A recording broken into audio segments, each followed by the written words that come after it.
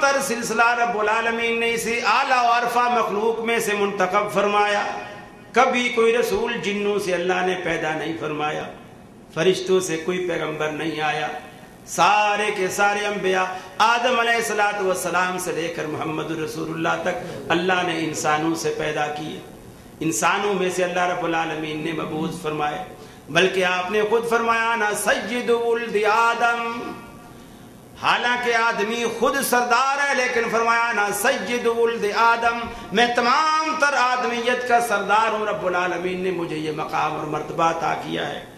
اللہ رب العالمین انسان کو یہ عظمت دی.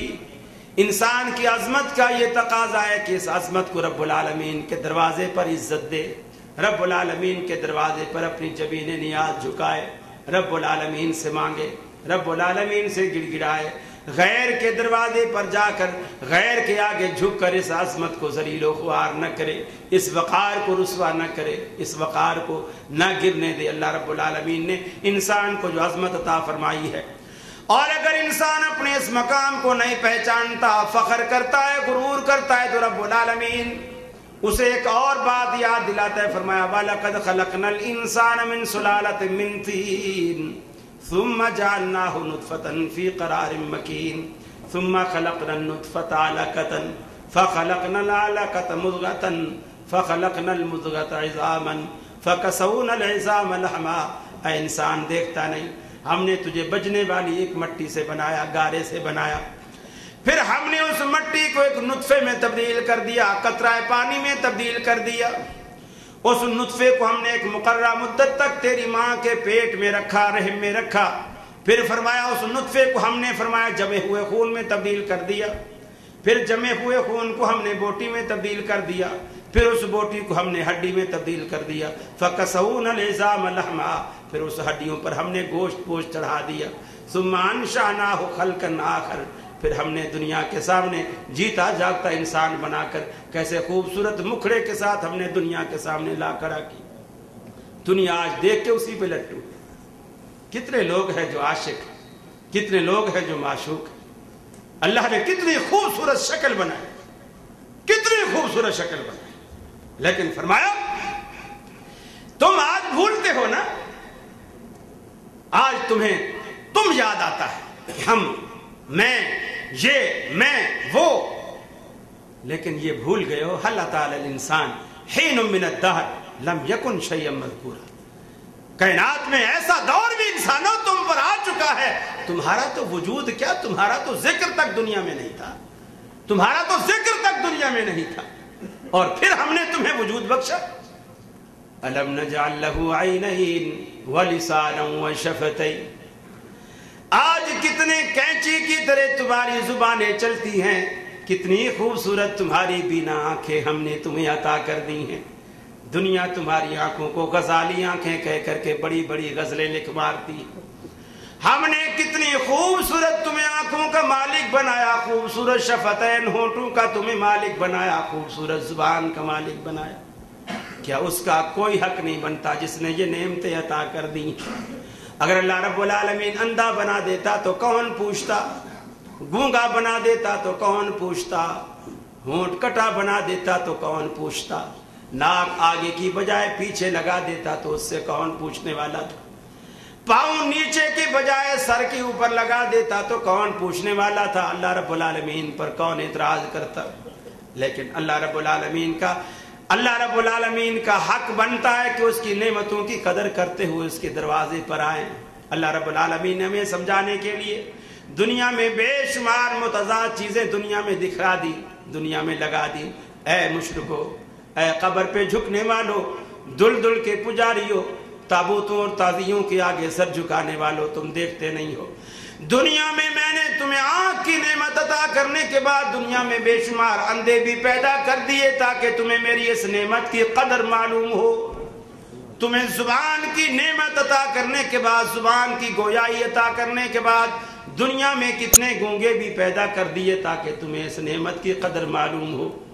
تمہیں عقل و فراست عطا کرنے کے بعد دنیا میں فاتر العقل, مجنون, پاگل اور دیوانے بھی پیدا کر دیے تاکہ تمہیں اس عقل جیسی نعمت کی قدر معلوم ہو.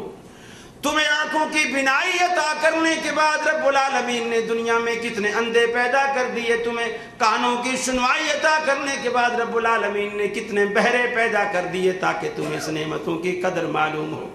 تمہیں ہاتھ پاؤں کی سلامتی عطا کرنے کے بعد اللہ رب العالمین نے دنیا میں کتنے فرمایا اپاہج، لنگڑے، لولے پیدا کر دیے تاکہ تمہیں ان نعمتوں کی قدر معلوم ہو۔ تمہیں جوانی کا شباب عطا کرنے کے بعد دنیا میں کتنے بوڑھے پیدا کر دیے تاکہ تمہیں شباب کا، جوانی کی قدر معلوم ہو۔ تمہیں صحت و تندرستی عطا کرنے کے بعد بستر مرگ پر ایڑیاں رگڑ رگڑ کر زندگی گزارنے والے کتنے مریض اور بیمار پیدا کر دیے تاکہ تمہیں اس نعمت کی قدر معلوم ہو۔ لیکن انسان نہیں سمجھتا، انسان نہیں سمجھتا، اللہ کے دروازے پر نہیں آتا، پھر بھی گلہ کرتا ہے کہ میں گناہگار ہوں، رب میری سنتا نہیں، یہ اتنا پاورفل ہے کہ رب ان کی ٹال سکتا نہیں۔ رب العالمین نے یہ بھی دنیا میں اس کا نکھیڑا کر دیا، دنیا میں واضح کر دیا، اس دروازے کو بھی رب العالمین نے اپنے قرآن مجید کے ذریعے بند کر دیا۔ دیکھو جو لوگ کہتے ہیں یہ اتنا پیارا ہے، اتنا پہنچا ہوا، اتنا ولی، اتنا بزرگ اللہ کے قریبی ہے، اللہ رب العالمین اس کی ٹالتا نہیں، میں اتنا گناہگار ہوں، رب العالمین میری مانتا نہیں۔ اللہ رب العالمین نے قرآن مجید میں مثال بیان فرمائی۔ اللہ کا پیغمبر نوح علیہ السلام اللہ کے دربار میں ہاتھ اٹھاتے ہیں، اے الہ العالمین ان ابنی من اہلی وان وعدک الحق وانت حاکم الحاکمین، اے پروردگار تیرا وعدہ تھا کہ میں تیرے اہل کو بچاؤں گا، میرا بیٹا تو میری اہل سے ہے، میری آنکھوں کے سامنے ڈوب گیا، آنکھوں کے سامنے، پیغمبر کی آنکھوں کے سامنے پیغمبر زیادہ ڈوب گیا۔ باپ اور بیٹے کے درمیان تکرار ہو رہی ہے، باپ بلاتا ہے کشتی میں آ جا، بیٹا کہتا ہے نہیں آتا، باپ ڈراتا ہے عذاب الہی سے، بیٹا نہیں ڈرتا، باپ طرح طرح سے سمجھاتا ہے، بیٹا بہانہ بناتا ہے، باپ کہتا ہے بیٹا آج اللہ کے عذاب سے لا عاصم اليوم من امر اللہ، آج اللہ کے عذاب سے تجھے کوئی نہیں بچا سکتا، آ جا میری بات مان لے، کشتی میں سوار ہو جا۔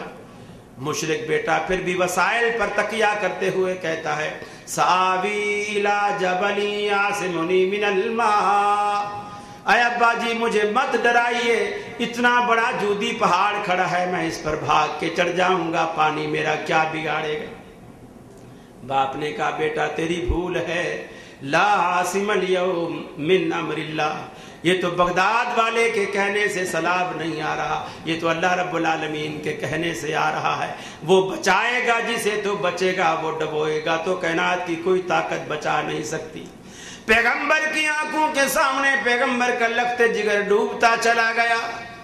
قرآن مجید کہتا ہے وحال بینہم الموج فکان من المغرقین، ان دونوں کے درمیان، باپ اور بیٹے کے درمیان، باپ اور بیٹے کی، باپ کی تکرار جاری ہے، بیٹے کا انکار جاری ہے، دونوں کے درمیان سمندر کی موج حائل ہو گئی، دیکھتے ہی دیکھتے بیٹا باپ کی آنکھوں کے سامنے ڈوب گیا۔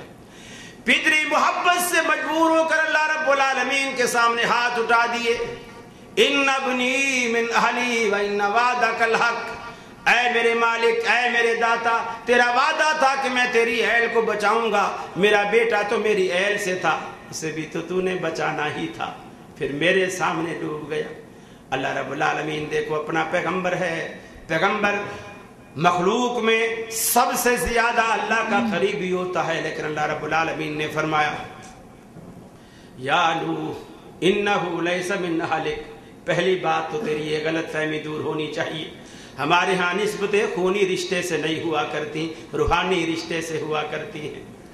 تیرا بیٹا تیری اہل سے نہیں، تیرا عقیدہ، تیرا مذہب بالکل اور، تو اللہ تبارک و تعالیٰ کی توحید کی طرف بلانے والا، اور وہ دلدل کا پجاری ہے، وہ تو مشرک ہے، غیر اللہ کا پجاری ہے، اس کو تیرا بیٹا ہم نہیں مانتے، تیرا اہل ہم نہیں مانتے، ہم روحانی رشتے کو مانتے ہیں، بے شک وہ دوسرے خاندان سے ہو، اگر وہ تیری پیروی کرتا ہے، تیری بات کو مانتا ہے، تیری کشتی میں سوار ہوگا، وہ اللہ کے عذاب سے بچ جائے گا۔ اور آج کے بعد خبردار فلا تسأل ما ليس لك بعلم انی اعظک ان تکون من الجاہلین، میں تمہیں نصیحت کرتا ہوں، آج کے بعد اگر تو نے ایسی بات کا مجھ سے دوبارہ کبھی سوال کیا جس کا تجھے علم نہیں، پھر مجھ سے تو نے مانگا الہ العالمین میرے بیٹے